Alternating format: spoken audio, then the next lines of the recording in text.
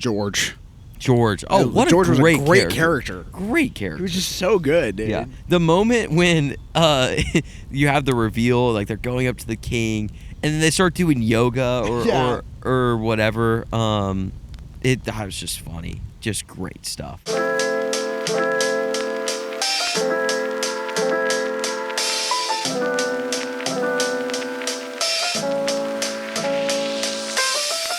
All right, Graham. Yes, sir. If you could hopper into any animal, what would you hopper into? Man, Loki, I think I would want to be like some sort of bird. Oh, yeah. Not like a pigeon, but like probably a hawk or something. Yeah, that'd be sick. Just like to experience flight for a little bit. That would be such a cool feeling. Yeah, that would be pretty awesome. But also, like, I feel like I'm probably closer to the temperament of a bear. Like, I think I would just love to... You do give bear vibes. That's so true. I feel like I would enjoy being a bear. Like, just like go get some honey, catch a fish, lay around all day. Yeah, like that'd be fair sick. enough. All right, Yeah. what about you? I mean, like, I think like a hawk, like a bird of prey. Yeah, that would be sick. It would just be so cool. I do think it'd be cool to be a fish too, like explore underwater. But I don't know. Yeah. Gosh, that's like a preschool question. If you could be any animal, what would you be? Yeah, but like it's so relevant. It's applicable. Yeah, it's very applicable. Welcome back to Stole My Line, a Fireside film podcast. I'm Grant. And I'm Drew. And today we are talking about Hoppers, the new Disney Pixar movie, and guys, I love this movie. Yeah, it's freaking good. Yeah. It's like Avatar, but like if Avatar was really good. Wow, that's kind of crazy. Some people are going to be so mad I about know, that. and if you're mad, go watch our Avatar It's review. like You'll love Avatar if it's not that crazy of a concept. Like, if it's just, you take the core concept, mechanic of Avatar, and just put it with animals. Well, I mean, it's kind of the same thematically, too. It's like nature versus man. There is actually, you're kind of right. But, like, the tension between nature and man in this movie is actually good versus Avatar, where it's, like, just abysmal. Yeah, and Avatar is, like, really just Dances with Wolves. Like, it's just the same. Like, this feels a little more original, despite being kind of based on Avatar. But they make a reference They literally reference it, yeah. And I know it was in the trailer, but they accept enough that, like, hey, this is just Avatar, but we're making this kind of different. Yeah. It was great. So, I don't know. Tell me about your experience watching this movie. You watched it, I guess, 2 days ago, maybe? I think I was one of the first people in Knoxville to see Hoppers, because I saw it at the first showing Thursday afternoon. How packed was that theater? There was me and, like, 2 kids and their mom. Oh, so that's sweet. It was pretty sweet. They laughed at, like, all the oh my gosh, stupid, like, literally anything. They were just, ha! I'm like, okay. Yeah. This movie is a very funny movie, by It is the way. funny. Yeah. But, I don't know, what'd you think leaving the theater, all that stuff? I really liked it. I thought it was super solid. I think, I think it is very reminiscent of Avatar, but it just has themes, and, like, it doesn't feel as in your face, and there's subtlety, and there's conflict between the antagonist and the protagonist that, like, is believable and feels real and is not. Like, I think with Avatar, my biggest problem is it's like a straw man fallacy of, like, oh, yeah. one side is the best and the other side is not. In this one, there's, like, yeah, there's a little bit more like a little bit of conflict, and, like, we should figure out how to work together and solve this problem. Yes. And then the way they use the hopper mechanic, I thought was also super interesting. Yeah, yeah. I don't want to get into spoilers yet, but I think it was creative. Yeah, totally. I think the characters are better written here, which I know it sounds crazy because Avatar's like $1 billion. I mean, it's a huge movie. Like, the franchise is huge, but these characters are really well written. Like, even the villain character at the beginning of the movie is very well written. Yeah, I know. Like, it's super interesting. So I thought this film was great. It gets a little bit back into what Pixar should be. I want to talk about that in a minute because we haven't really done a deep dive on Pixar before. Yeah, that's true. I think we talked a little bit about it on our Wild Robot pod, but yeah, this is like Wild Robot's not Pixar though. I know, but we talked about like the like difference. the general idea of, you know, what should animation and kids movies really be about and stuff. But yeah, let's talk about that then real quick. Okay. So Pixar, if you guys haven't been up to date on Pixar, they've kind of been in a lull recently. They have been in a little bit of a. I mean, like, they were the kings of animation. Oh yeah, and honestly, 3D, like, storytelling. Yeah, for children, really. For what?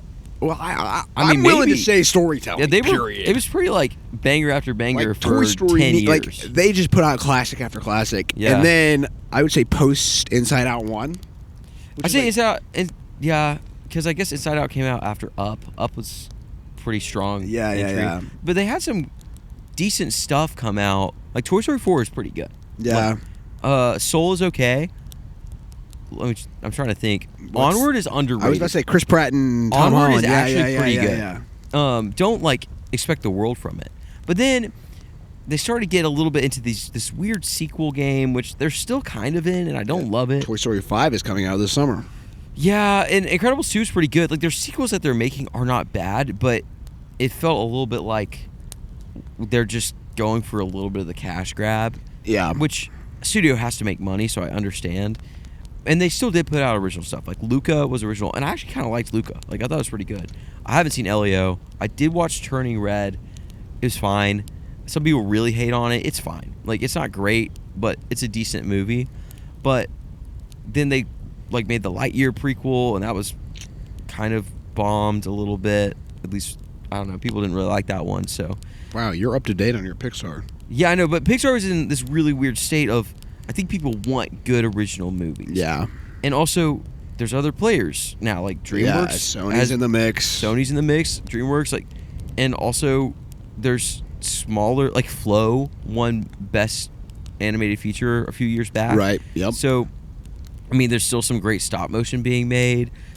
It's a weird field where Pixar isn't as dominant as it maybe was. So, yeah. And the styles have changed a little bit too. Like Spider-Verse kind of ushered in this really hyper stylized feel that you started seeing in Puss in Boots and Teenage Mutant Ninja Turtles. Yeah, Wild Robot.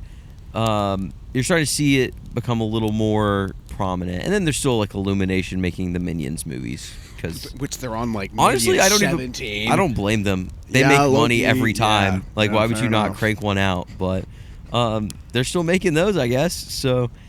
Anyway, like it's a weird playing field. So, Hoppers, I think, I'm yapping right now, but Hoppers is a little bit of a course correct, and I want to hear your thoughts on that and the state of Pixar and where Pixar should be. No, I completely agree, and I think what set Pixar apart from every other animation studio at the time, and even I would still even to this day, but it's a lesser degree, is they can have all the pretty colors that will keep your kids still, but then also they have like this deep heart and emotion that like gosh, Monsters Inc. It makes adults cry. Oh my gosh, Toy Story 3. Right, so it's like my mom cries in Toy Story 3 every single time. Yeah.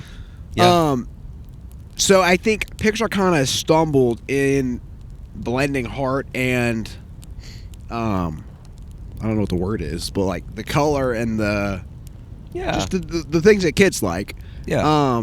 But this does feel like a course correct, and I think Onward was there, and like there's been hits in that category recently. They haven't felt as strong. Like Inside Out is incredible. Yeah, Inside Out is so good, and like has all the colors and fun characters. But did you see Inside Out too?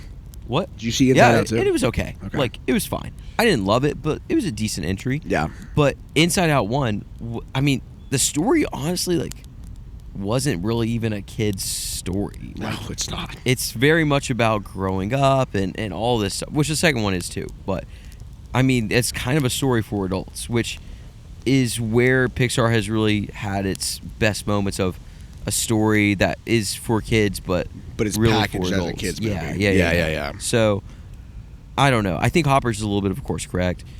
And we'll dive into spoilers, but the heart of this movie is kind of, and this isn't, I don't think a spoiler really, but it's kind of about the relationship between a grandma and a granddaughter. Yeah. And that is super strong in this movie. And just creates a lot of really, I feel like just great character motivation, and like you can really get engaged with these characters because people relate to that, you know? So, or like mentor figures, I guess. Right. But, yeah. I'm really high on Hoppers. Again, it's a very funny movie. There's a lot of references in this stuff that they're a little more subtle. Like, there's a Game of Thrones pretty open reference with the paw of the king, which... Oh, really? Again, that's not really a spoiler, but, like, that's the hand of the king, that's a straight Game of Thrones reference. Like, I turned to my fiance who was watching this movie with me. I was like, that's just in Game of Thrones. She's like, what's Game of Thrones? I was like, she knows what it is. But there's a bunch of funny references. There's a reference to Up, obviously Avatar. So if you are into cinema, it's kind of like Zootopia 2. There's a ton of references. Yeah.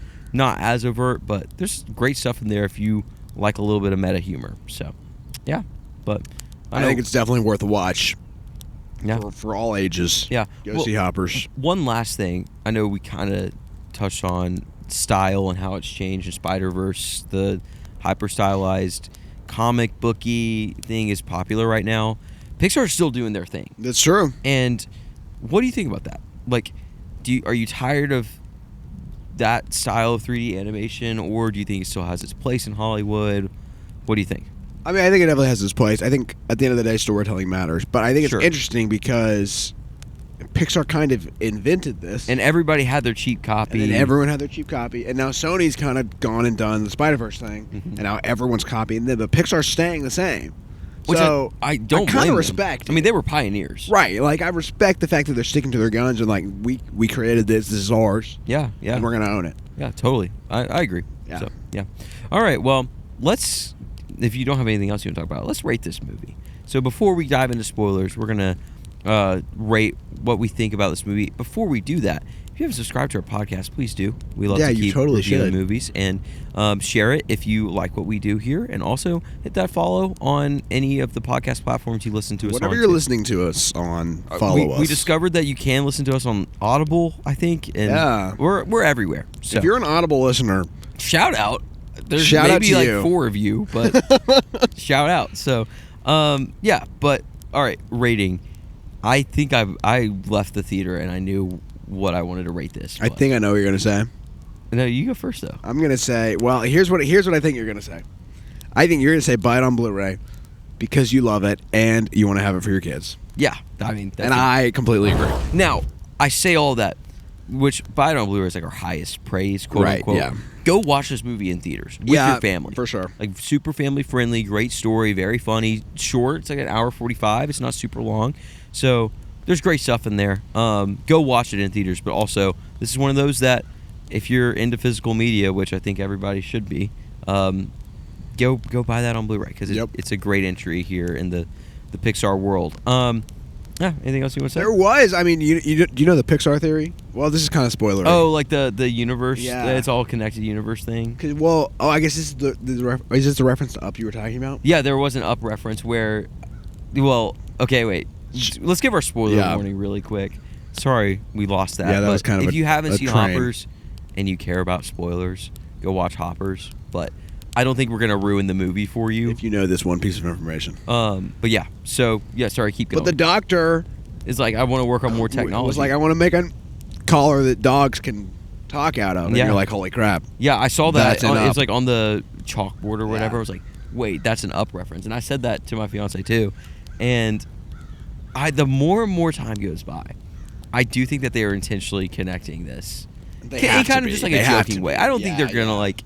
It's not like Avengers where they're gonna bring all this together. That'd be insane. But I do think that there's a lot of like, this kind of takes place all in the same universe to a certain extent. So I think it's cool. I think it's good. I don't think they were originally doing that, but then they started referencing future movies and everything, and then the theory became popular, and they're like, let's just play into it because people love this stuff. Yeah. So I don't blame them for doing that.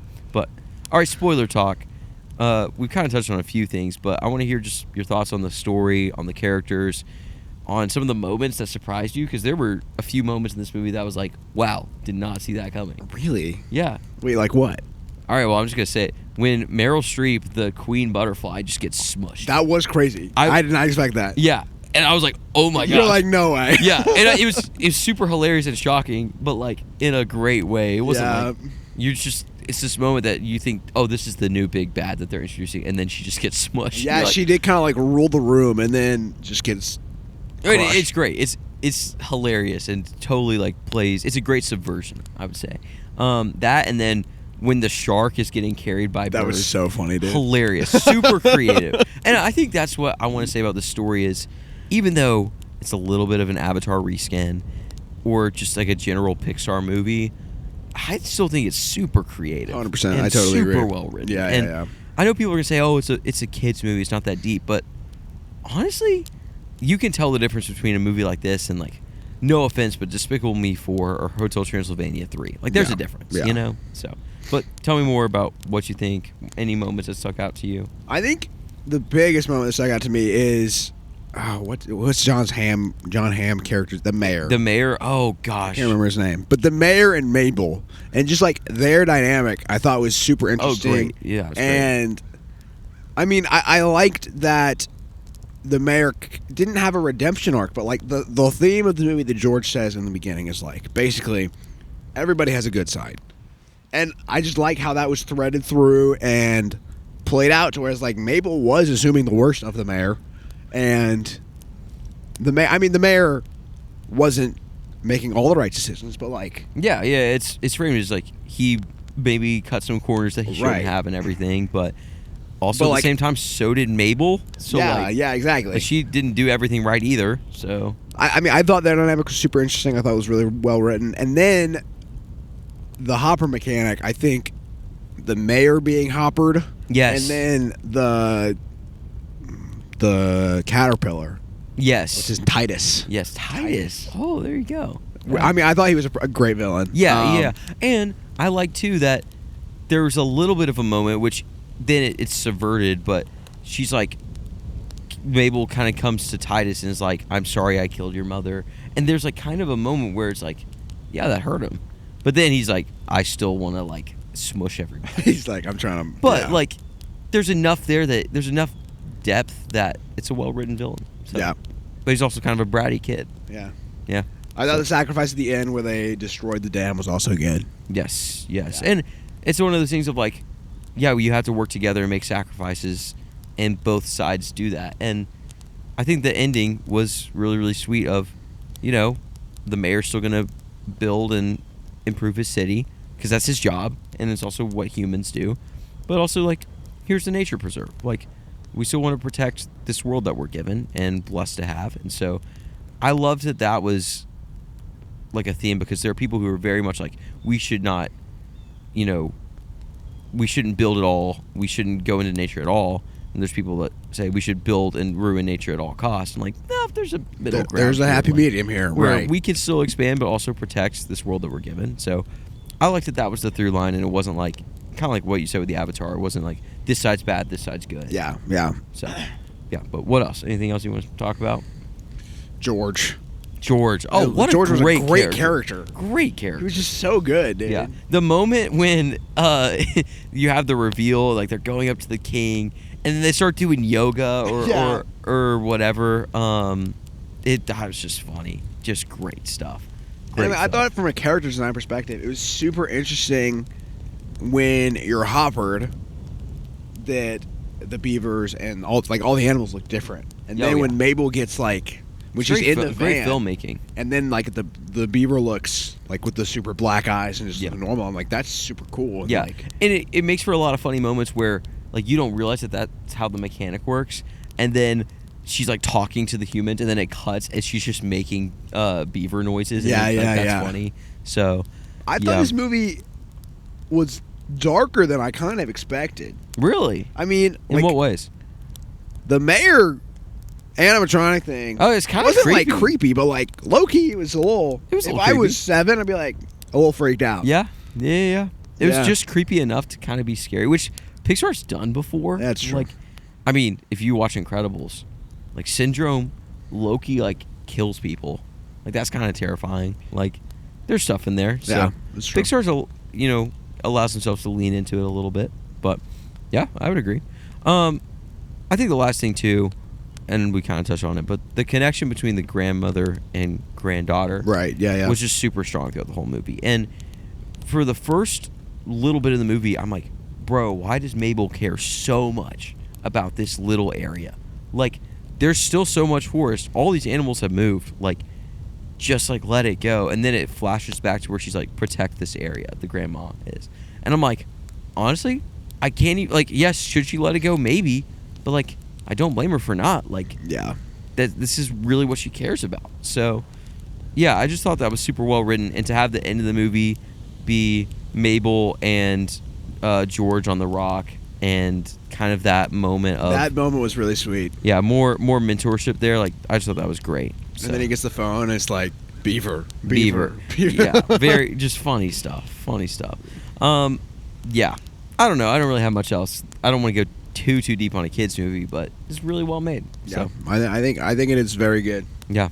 Well, I have one final question for you. If there's nothing else you want to talk about, hit me with it. If you are new to Stole My Line, this is a question we've been asking for every movie because no matter how good or bad a movie is, this question applies. You could also get a different answer for a long good movie or a short bad movie. So here's my question: you're at a party, Drew. I'm at a party, and it's a chill birthday party. Chill birthday party.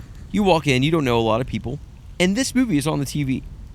Are you sitting down to watch it? I'm locked in for the hour and 40 minutes. Really? And I'm getting as many people to watch with me as humanly possible. Okay. Wow, I was going to ask you how long are you going to watch it, but yeah, you're just I low-key kind of want to go see it again. Oh, yeah, totally. I will watch this again, at least when it comes out on Disney Plus, inevitably. Yeah. So, yeah. So I'm locked in. I'm like, hey, yo, if you haven't seen this movie, it's actually great. Watch it because it's awesome. Yeah, I would definitely do the same thing. Yeah. I think I would socialize, but I would try to my area would be in front of the TV. And I'd talk to people, but I'd talk to them. You get a piece of cake and you just sit down and enjoy Hoppers. Exactly. Yeah, and then everybody's leaving. If the movie's still going, you try to extend your stay a little bit. Yeah. You're like, hey, can I help you clean up? And you're just focused on the TV. Oh, that's good.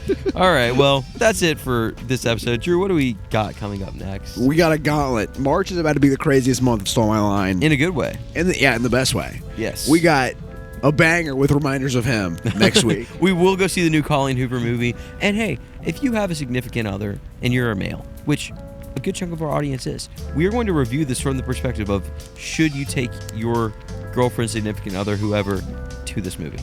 And then we have done every Best Picture nominee. Yes. All on our channel, so go check it out. Yep. So we're doing an Oscar preview this week, and then we'll have an Oscar recap.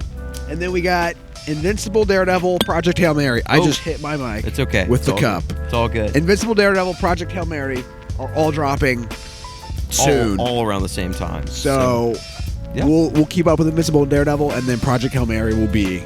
He thinks that it might be his favorite movie of the year. So I mean, we will see. I'm super excited for Project Hail Mary. We're gonna go see it in IMAX. So buckle in, and we still got a lot of other great stuff coming out. We've got Mandalorian and Grogu coming out in May. True. We're gonna do some Star Wars stuff. So again, if you haven't hit that subscribe button and you like what we do, just hit it. It's free. It just helps us because we want to keep growing this thing. So yeah, but that's it for me. You have anything else? Take a break. Enjoy film.